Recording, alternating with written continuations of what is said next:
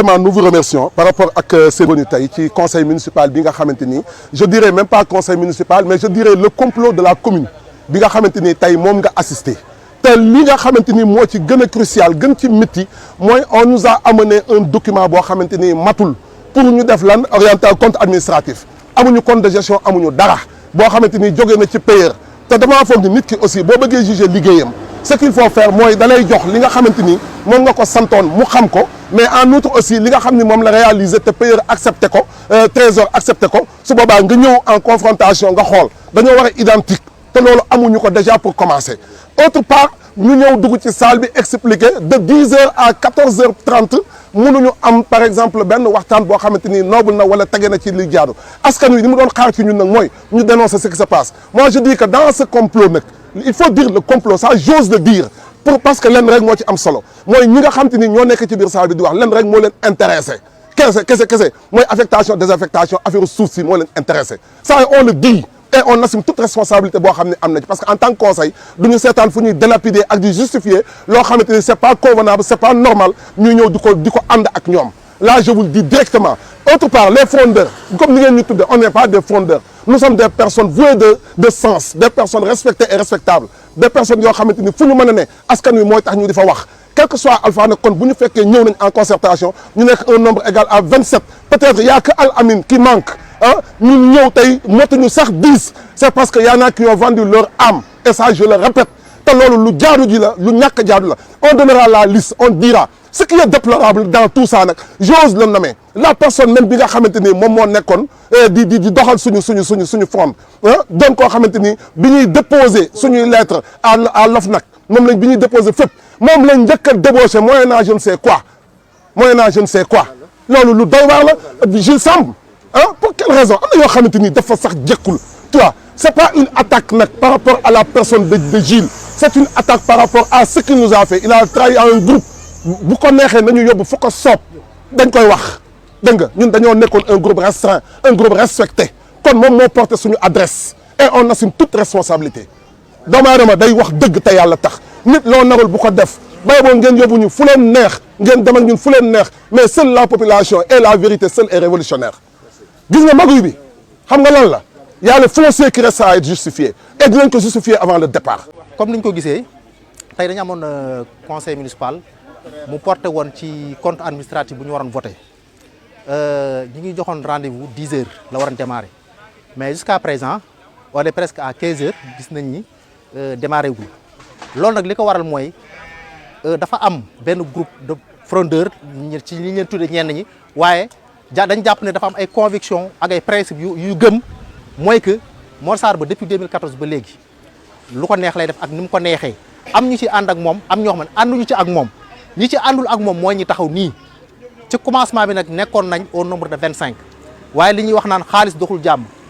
am na lu fi jaar jënd nañ ñu bari ma commencé di ki may njëkk a déplorer mooy Jules Samb bi nga xamante ne ñun bi ñu dajee collectif yi bind suñu ay lettre de dénonciation dafa am ñu porté woon seen choix ci moom jàppoon ne nit ku sérieux la nit ku am conviction la nit ku am gëm-gëm la ñu ni nañ ko jox lettre yi bu dem déposer ko lettre yi soo ko gisee turam moo ci ne ak numéro téléphone am dakate moom jaay nañu bu yàgg mi ngi fay ci salle bi di voté di ànd ak Mor Sarr ba ngir tër askan wi rendi leen ak ñeneen ñoo xam ni comme ni ñu ko waxee sànq liñ leen jox ceeb diwliñ suukar loo xam ne ñeent fan mu jeex nga koy jëndee ak loo xam dañ ne la tëral askan wi rendi nga jël paaka di ko jox Mor Sarr ba muy rendi askan wi bari nañ dinañ publier benn liste boobu dinañ ko publier ñëpp dinañ xam li ñuy def ndax sax mënoo nekk ci dëkk nit ñi fan la conseil am ci yow yaakaar nga nekkal fi sa poche nekkal fi sa bopp soo demee ci Mor Sarr ba li mu bëgg loolu nga koy defal doo xool ndax yoon la wala du yoon la preuve wax nañ léegi sànq ni conseil bi ni ñu ko nar a doxalee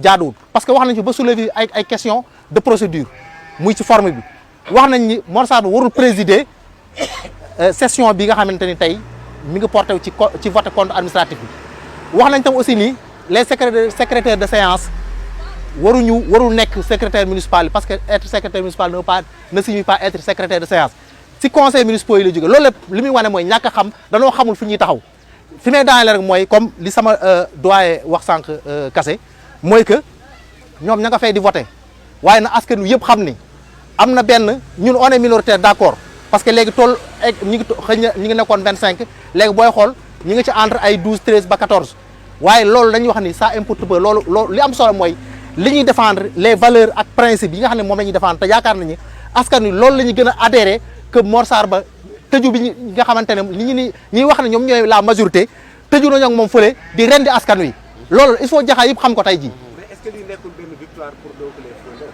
parce que bloqué donc la réunion du conseil des heures durant est-ce que nekkul seen victoire yooyu. victoire la parce que wax naa ko sànq réunion bu waroon commencer 10 heures normalement au plus tard te heure bii ñuy waxee nii waroon na fekk ñu pare conseil municipal ba kenn ku ne dem toog sa kër añ bay naan sa ataaya mais suñ ñu waxee ne commencé gul problème bi foofu la commencé mooy dañu ñëw pour présenter ñu benn compte administratif sans compte de gestion te xam nañ ni ñaar yooyu ñoo war a ànd bu ñu waxee ni père am na cutis bi muy jox maire mi ngi ci Candeela mais wax na ko sax mais Candeela génne ko sax parce que amul mais ñun waxuñu loolu parce que loolu dafa oyof argument yu léger la dañuy wax ni compte de gestion bi dañ ko war a jot méngale ko xool est-ce que Mor Sarr ba li ñu wax ne loolu la def effectivement loolu mooy li am au niveau du trésor nangu ñu ko génne bëgg ñu votel ñu compte administratif pour ñu voter ko noonu comme ñoom ni ñuy def pire encore am na fi benn conseil sànq bu souligné bëggoon a dugal ci ordre du jour bi naan affectation et désaffectation des terres du domaine national loolu c'est catastrophique muy Abdoulaye Bamba Dabo loolu ku koy xalaat sax tu es un criminel parce que bu ñuy wax amendement